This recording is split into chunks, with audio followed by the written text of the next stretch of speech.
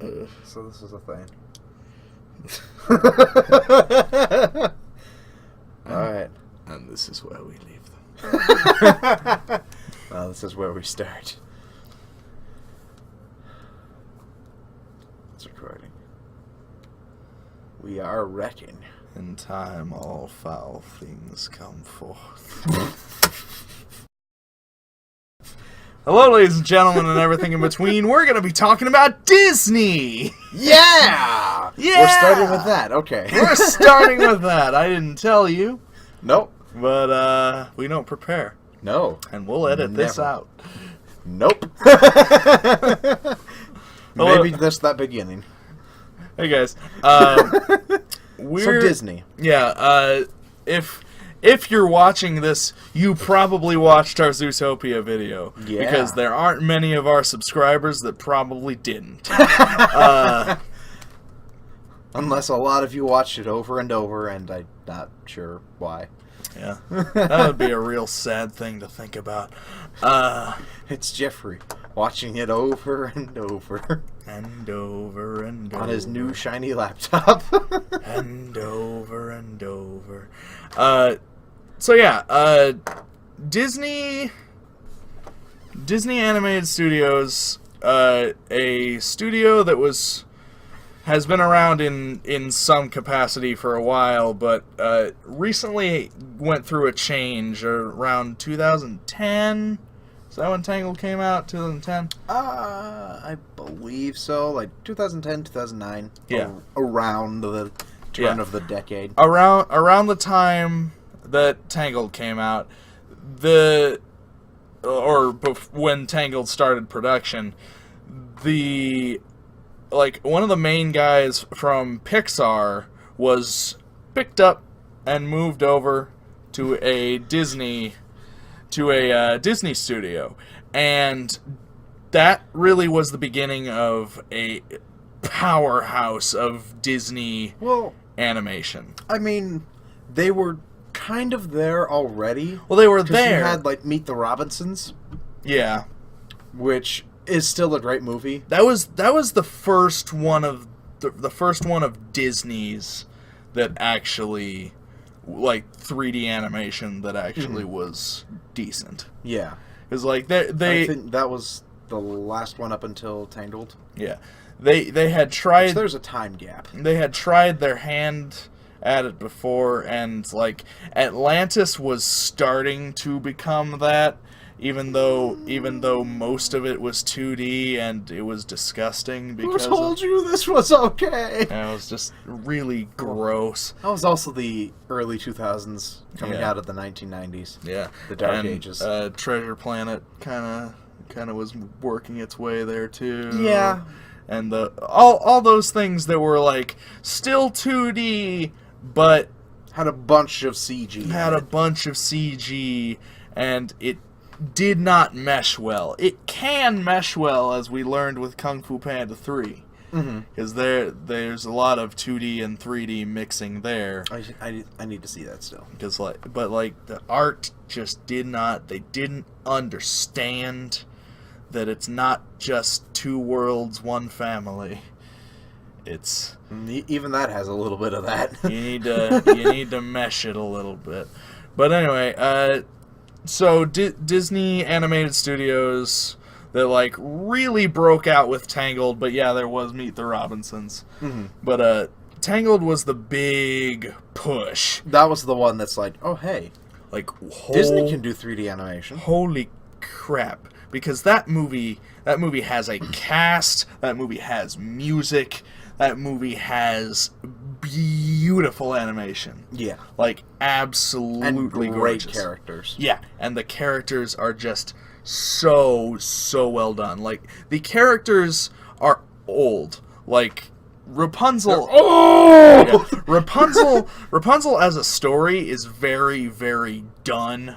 Like, it's been done and done and done and done. Oh! Yeah, but that story that they told with Tangled was just so unique and so like groundbreaking from not Pixar. Yeah. Because like that, I I thought it was either Pixar or I thought it was DreamWorks. I never thought it was just Disney proper. Mm-hmm. Like, I thought it was one of the powerhouses of 3D animation, and it wasn't. It was somebody new peeking out of the fray, and that was really, really exciting. Mm-hmm. And after that, like, we had Princess and the Frog, which I love. you love, and I actually... Everyone, like, the general audience hated because they went back to 2D animation. Yeah. Like, why? Why? This was so good. You had Keith David as a villain again.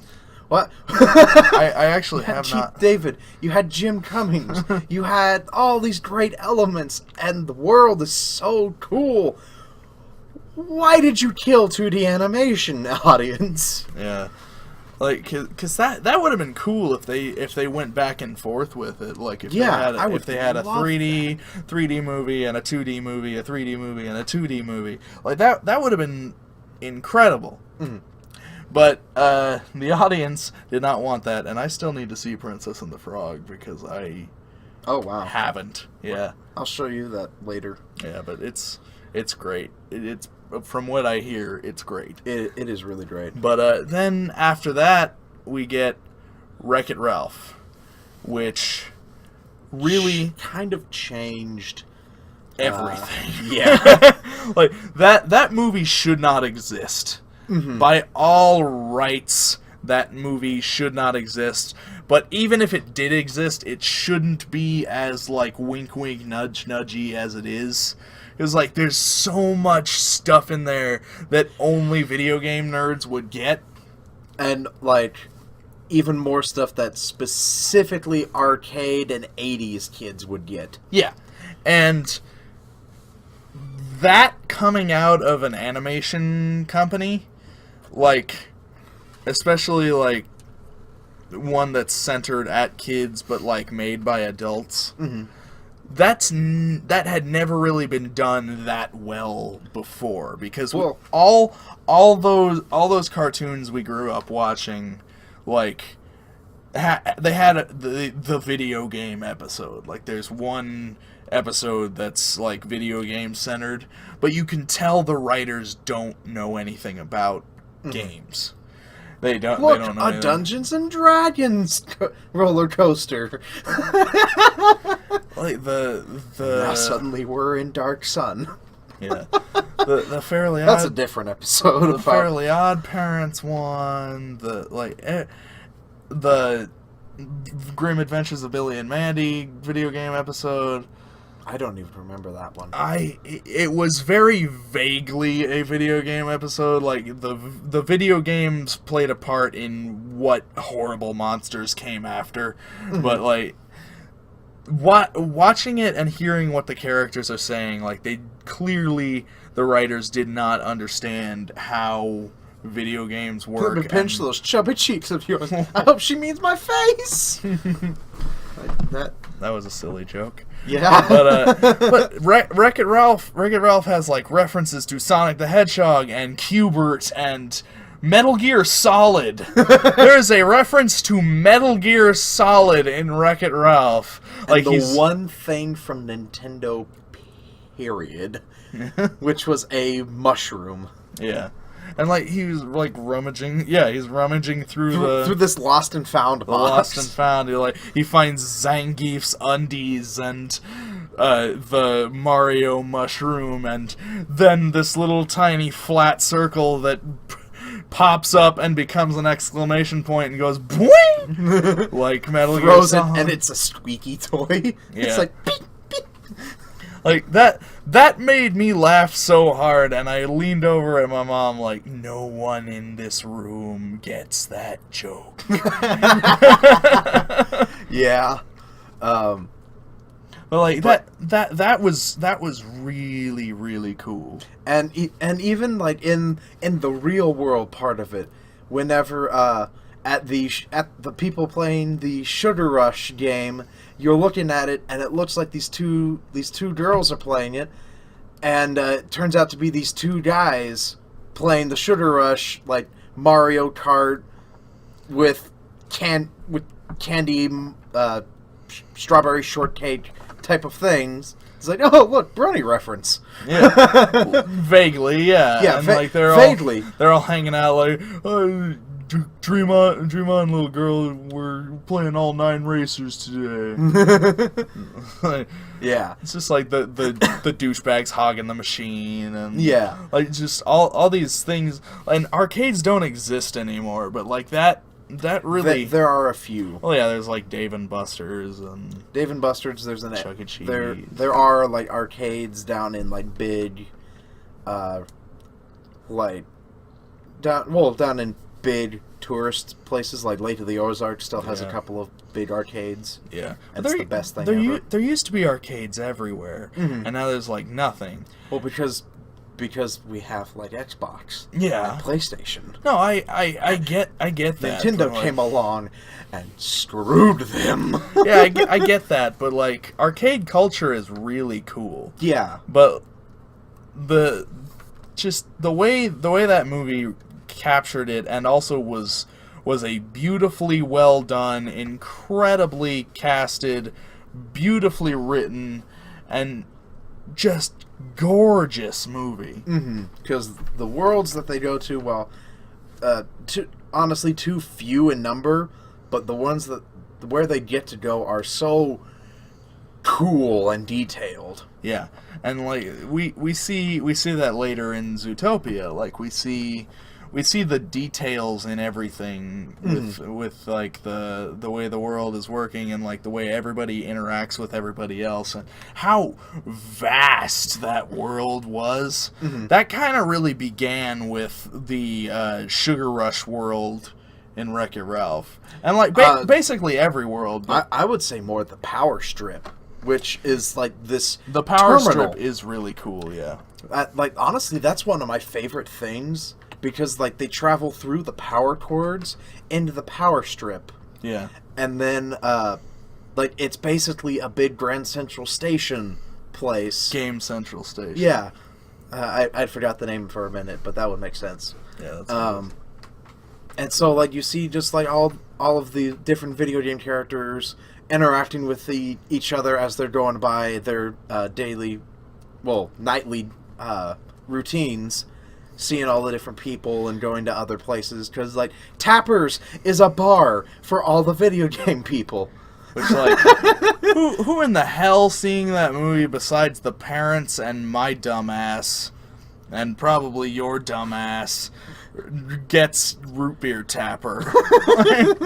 That's not a thing people know what is. That's a Midway arcade game. Midway doesn't even exist anymore. But like what I also love is the older games have that type of like glitchy movement to them. Besides like Ralph and Felix in Wreck-It Ralph, like everyone else has like Felix has it a few times, but not all the time. Most of the time, he's funny. Yeah, but I mean, like all the little village people, like they don't have legs; they just kind of like muppet around. Yeah. Yeah. And the Tapper dude, you like see him kind of moving like screechily, like he does in the game. Yeah. Like he's not pixelated, but he moves like he is pixels. Yeah. And I love those little details in it. And then you go to the more modern games and they're all fluid and colorful and whatnot. And it's just really cool. Yeah, that's beautiful. Like that movie was really where it hit its stride for me. And yeah. I haven't seen Frozen, so you talk about Frozen. Well, Frozen, I mean, you could basically go and look at any review of Frozen and kind of get how big this movie got. Yeah. Because when Frozen came out, it was like the second coming. I wish you were wrong. Because it seriously seems as big as Jesus coming back. Yeah, like, oh my God, Disney has done it! They have broken their records! They did it twice before. Yeah.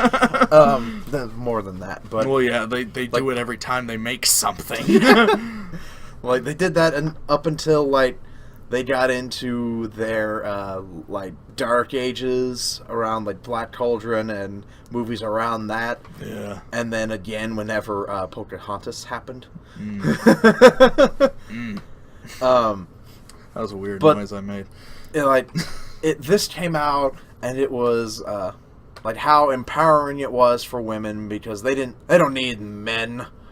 And that is a really cool thing that they did. Yeah, and there was a queen, a Disney queen.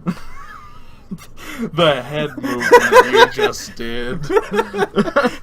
But like she's still only acknowledged as a princess in the Disney community. Like, yeah. Why? She's a queen.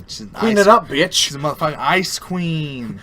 She ain't too proud. You just took the title because you think it sounds cute. Queen it up, bitch. Queen it up, bitch. But so like that's awesome, and how the flip, the like plot twist, which you should probably know at this point. I don't. If you oh yeah, but how? Yes, you haven't seen the movie, but everyone has literally talked about this. I've never talked to anybody about Frozen, literally. Nobody's talked to me about Frozen except to tell me that it's incredible and I should watch it. And I still haven't watched it. You're a problem, Davey. I know I'm a problem. It's not even that I'm there were points when I was actively avoiding it, but like I've been trying to find time. Because you're a sticky hipster. Yeah, but lately I've been trying to find time to watch it because I wanted to see what all the fuss was about, and I just haven't found the time. And it hasn't been spoiled. That's weird. Right, so I'll just leave you to that then. Make of that what you will.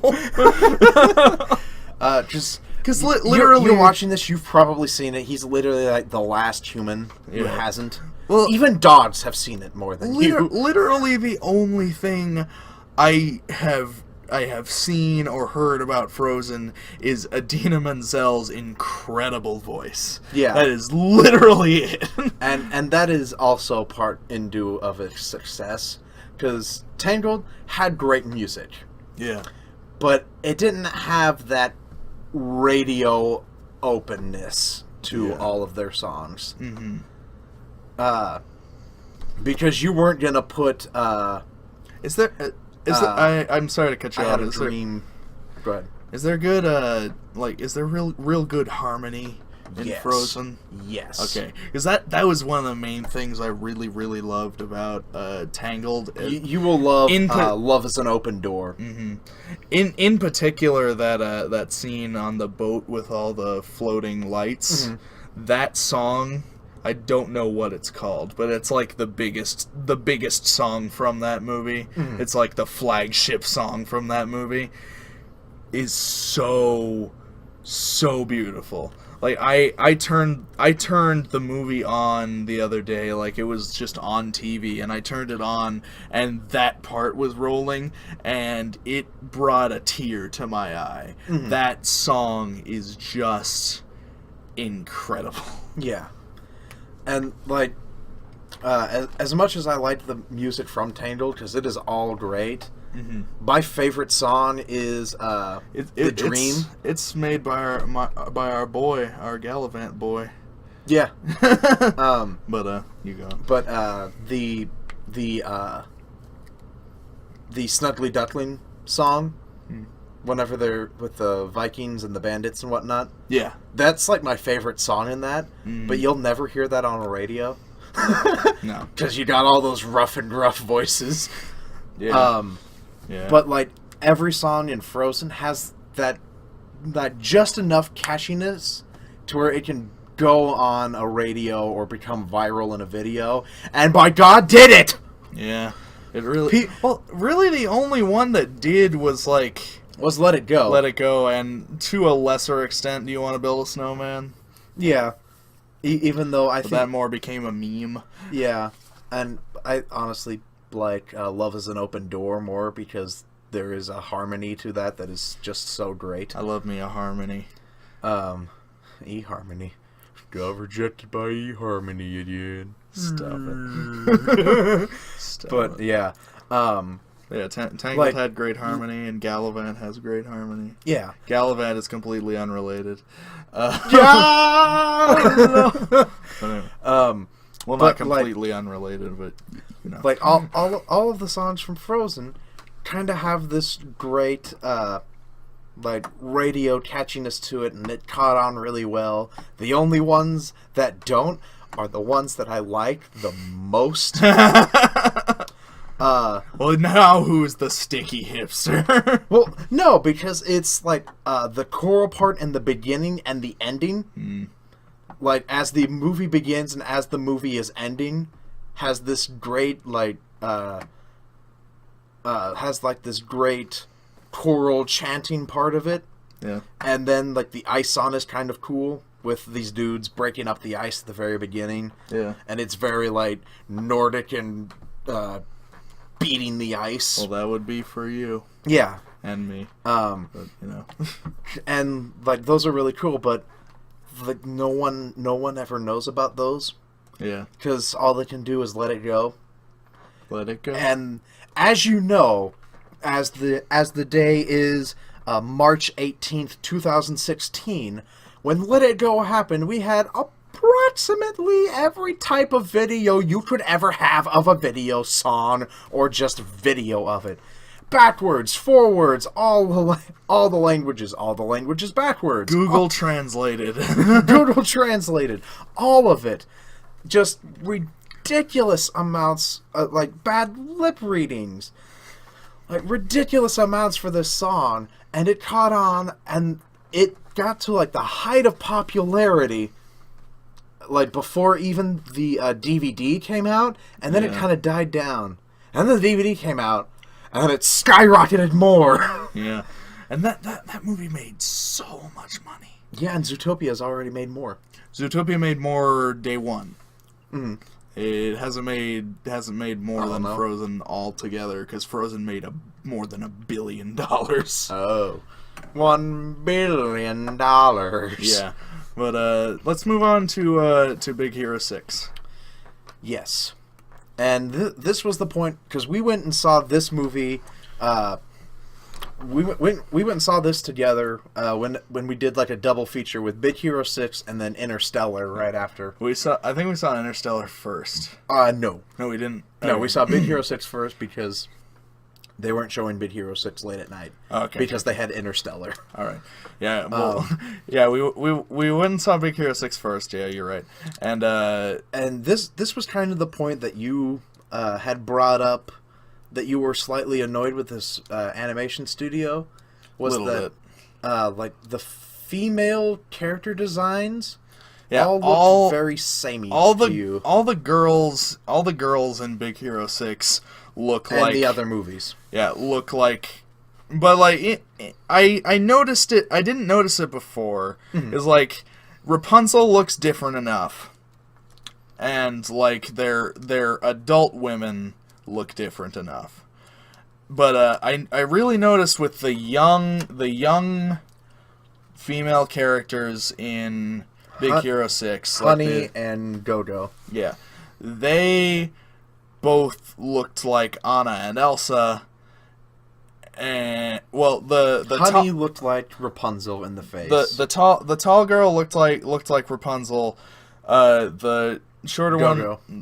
one looked like Elsa, and his stepmom, I think it's been a minute. No, Aunt. Looked like Elsa. Like all the ladies. Anna. No, yeah, Anna. Yeah, you're right. Sorry, I'm losing track. It's late. But It's early. it's early. But yeah, the girls look very samey, and the dudes look All have very different designs. yeah, they all look very different, and that like it doesn't really bother me, but I think it might be bothersome to some people. Yeah, I honestly didn't notice it because I think they look definitely different enough. I think like more Rapunzel and Anna look more alike than them because like Honey is like stick thin. Yeah, she is stick thin, but it's just kind of Like, it's just her kind face of that looks very. it's just kind of that character model stretched out. So, well, maybe it bothers me more than everybody else. Is the thing, because like I'm a huge art style nut. Yeah, and like I appreciate. you're a huge film nut. Yeah, yeah, but when it's an animated movie or like when they're going for a particular visual style, I wanna like feel like everything's kind of working together and being something new. And those girls all looked like things I'd seen before. And also the plot of Big Hero 6 felt like something I had seen before a lot, which I mistook that for being a bad thing when I saw it, and mainly I was a little down on that movie when I saw it because I was just so excited to see Interstellar. But I was ready for Big Hero 6 more than Interstellar. I know you were, but I was just so excited for Interstellar. Yeah. But like for me, I felt that it was it was much more of a fun movie, and it had that kind of feel. It had that kind of feel of this is more of the fun comic book movie because they found out like quarter of the way into development of this movie, like, oh, this is an actual comic. Yeah. Ha! Yep. Oops. Well, good thing we own Marvel. Yeah. There's the good thing. But, because, like, I loved all of the side characters. Yeah. Of, like, the 6. Because Baymax is so adorable. Yeah, Baymax is cute. Like, my sister keeps telling me I should dress up as Baymax for Halloween, which I just need, like, a white t-shirt and white pants, which I think I have, and a helmet. A ski mask. A white ski mask. You're gonna look like a Klansman. Yeah. You're gonna look like a fat-ass Klansman. If I find one of those, like, Stay Puft Marshmallow Man inflatable suits. Yeah, you could pass off as Baymax there. Yeah. But, because, like, I'm basically Baymax in her eyes. It's fine. It's because, like, he's the most fat. Yeah. I'm fat and white and cuddleable. Yeah. There. Better. And, like, he's just the most adorable thing to ever hit the screen. Yeah. Basically. And then, like, all of the different kids, like, Gojo is probably my least favorite of them, because she's kind of very bland. Yeah. I'm not sure why they just don't give enough time for all of them. Like, yeah, that can be a big issue with an ensemble movie like that. Yeah. Especially one where like they're all pretty new people. Like there weren't a lot of big names in that movie. Well, not even that, but like they just the running time that they had for this movie was just not enough for full character development. It was one of their shorter ones, wasn't it? Yeah. That's weird. Yeah. Especially since Marvel movies are like nearly 3 hours. Yeah. All the time. Like, with Honey being just like this very, very positive person. Yeah. No matter what. And then Wasabi is probably my favorite of them. Oh yeah. Because he's that OCD dude that everybody knows that if you just touch anything of his, he will flip out, but in a very passive-aggressive way. Yeah. Go, like, whenever you're done with it, take the thing back and neatly put it back into its place. Yeah. I like the pothead guy. Yeah, and Of course, Fred, because everyone has your friendly neighborhood pothead. Yeah. he was in Deadpool.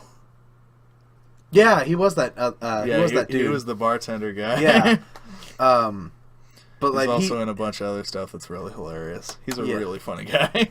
Like he's fun, and Hero is fine. He was the most recognizable voice from that entire movie. Yeah, because I'm sure Calloway and the villain dude are probably recognizable. Yeah, probably. People, but if I actually look at it, but like, yeah, A, it's been a minute, and B, even when I saw it, I'm like, I don't really recognize any of these voices. Which wasn't a downside for it, because like, I mean, the Good Dinosaur has like one recognizable voice, which is Sam frickin' Elliott. And he can't hide his voice. No, but you know, he's the Ford truck man, or is he Dodge Ram? No one gives a damn. It's Dodge Ram. He is all the man. Guts, glory. Ram. But anyway, I'm speaking through my mustache. I don't actually have a mouth. This is just a full-on American stash. The dude abides. Anyway, back to Disney and eventually their animation style. Yeah. But yeah, Big Hero 6 was kind of like that movie in between. Yeah, because like the action and the movement in that movie is great. Mm-hmm. Like, because it is a so much faster moving movie. Because in Wreck-It Ralph, you had a lot more like pulled out shots for some of the bigger action. Than like in Big Hero 6, you're very much like moving with the characters. Well, that's like, kind of a style that was embraced by the Marvel superhero movies. Yes. And like once they found out that they were a Marvel movie, they went full Marvel movie. Like that including a Stan Lee cameo. Yeah, there's a Stan Lee cameo. Everything, like, the action looks like a Marvel movie. Everything feels very Marvel movie, which is why that movie kind of probably felt so familiar to me, because A, Marvel movies are oversaturated as frick right now. Yeah. Like, we get at least 3 a year. I think 2 a year is what we're moving to. Okay, two a year. We had, how many did we have last year? I guess actually in the MCU, probably 2. Yeah, just 2. Yeah, because this year had Ultron and Ant-Man. Not in the this year, not in the MCU.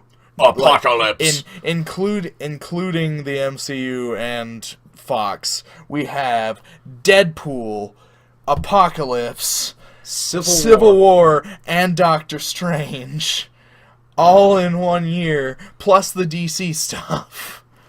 Yeah, comic book movies are kind of hot right now. They're a little bit. Oh, it's ridiculous. But like that oversaturation that already was happening kind of made that movie feel a little bit stale to me. Yeah, and I think that's probably its like worst sin is that it's just because of what it turned out to be. Because it's a Marvel movie. Because like if it was just like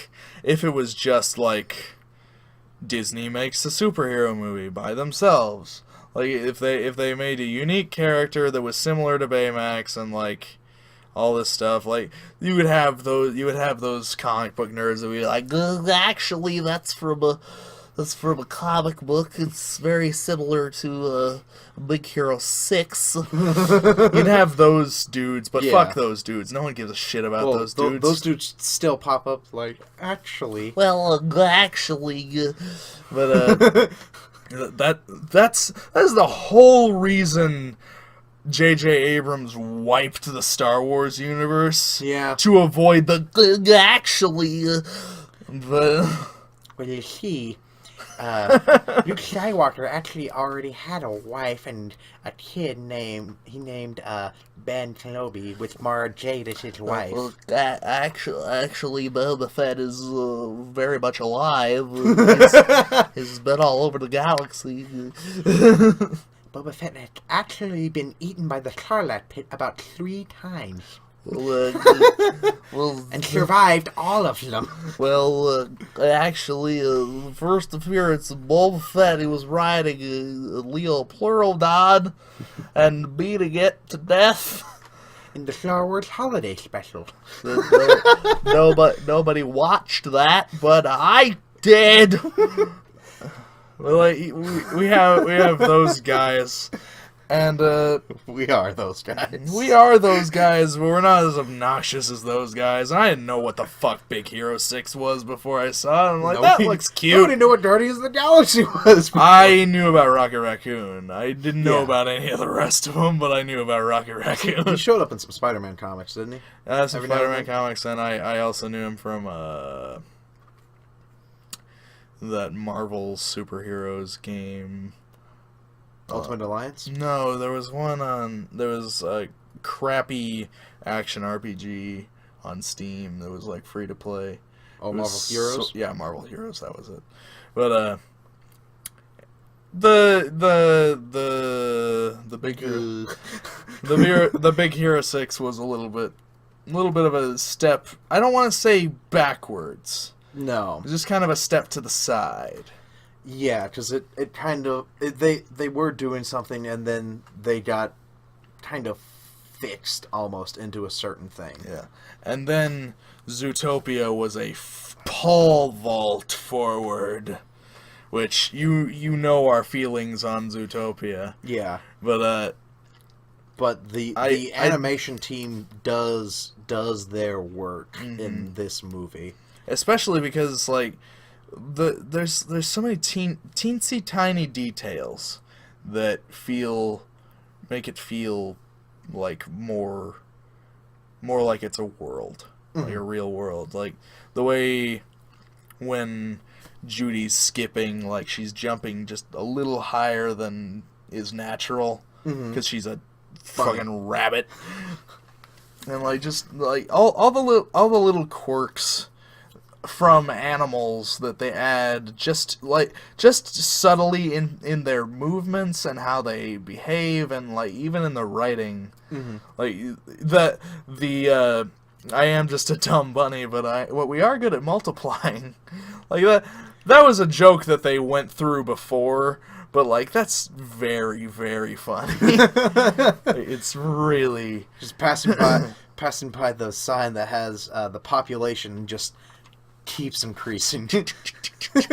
like that's just, it's really, really funny. But the bad side with their animation in that movie, with their art style, Judy Hopps still looks like all their other girls in the face. If you look hard enough, she looks exactly like all the other ones. Yeah. But they also chose a bunny. Yeah. For that face. She's a hella great character, and I have little to nothing against that movie. She even has the lower curves that match like the rest of match like Go-Go. Yeah, And that's all you can see because everyone else is wearing a dress. Yeah, she still looks like all the other female characters. When you say it, like, yeah, the nose is different, but the nose is eyes, different because she's a rabbit. Yeah. But the eyes and like the facial structure is the same. The facial structure of them is kind of the same oval. Yeah. Like, it's not quite a circle, but it's just a little bit of an outward oval with these cheeks. Yeah. You just want to push them. But yeah, this is a studio that has been doing a lot of really, really great stuff lately, and I expect nothing but great things from them in the future. And yeah, that's our thoughts on Disney Animated Studios right now. We skipped over planes, as should you. Thank you guys so much for. Because that wasn't there. No, let's just talk about that real quick. I don't want to. Well, it wasn't. I their want art to keep style. that joke. It wasn't even their art style. It was them taking what Pixar had literally already done and just doing it again. Well, it's because that guy, the leader of that studio that they picked up and moved over here, was from Pixar. Yeah. Like he had, I bet he made Cars. Bastard. Like, I bet that was his deal. And he's just like, you know what? I'm gonna fucking do it again. He's like, I want to make Cars again. And Pixar's like, well, I guess, oh shit, he got approved for Cars 2. Okay, we're gonna make Cars 2. Everything's gonna be fine. And then we'll just move him over to Disney, and that's their problem. And he'll make his dumb planes movie. Both of them. Now all we need is trains, and we'll have planes, trains, and automobiles. If the train is, even if the train is just Steve Thomas Martin. the Tank Engine. No, just Steve Martin. Yeah. For a joke in Cars 3, I don't care. We need Steve Martin as a train so we can finally have that joke. I would like the I would really like for Cars to just have a trains movie and then have their big crossover event, planes, trains, and automobiles. Starring Steve Martin and not John Candy. Starring Steve Martin and Owen Wilson, Larry the Cable Guy, and I guess Dane Cook because we need the planes characters. I kind of like Dane Cook, but Planes is kind of awful. Planes is a terrible movie. And that's why we skipped over it until somebody made us talk about it. Well, you know, we basically skipped over it because it wasn't theirs. I'm depressed again. Now you're angry. Get mad. Get glad. Bye, guys. Goodbye.